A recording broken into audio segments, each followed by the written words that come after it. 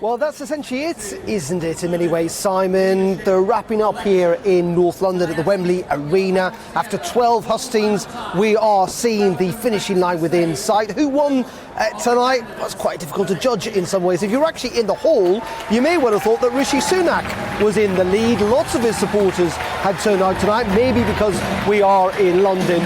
But in many regards, we've heard the same old rehearsed arguments that, frankly, we've heard for the last 8 weeks in these hustings, whether it is on the cost of living crisis, trying to tackle the economic troubles that may well lie ahead, or indeed the review of Boris Johnson. Yes, there were questions on crime, there were questions on childcare costs, there were questions also on speed limits on motorways.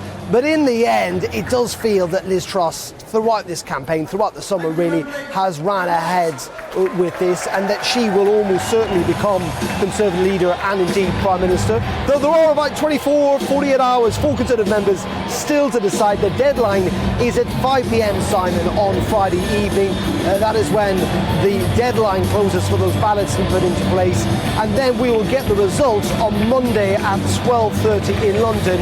Really interesting news today, though, as well, is that for the first time in her reign, the Queen will not essentially accept the new Prime Minister in Buckingham Palace. It's been tradition for well over a century, but rather in Balmoral, given her ill health.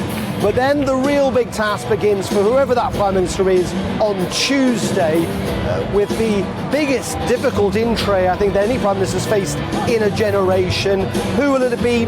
As I say, looking at tonight, looking at the polls, looking at the commentators, you'd have to conclude it will be Liz Truss as Britain's next Prime Minister, another female Prime Minister. But as I say, Conservatives have still got, and some of them are quite enthused tonight, still got a couple of more days to finally make up their minds.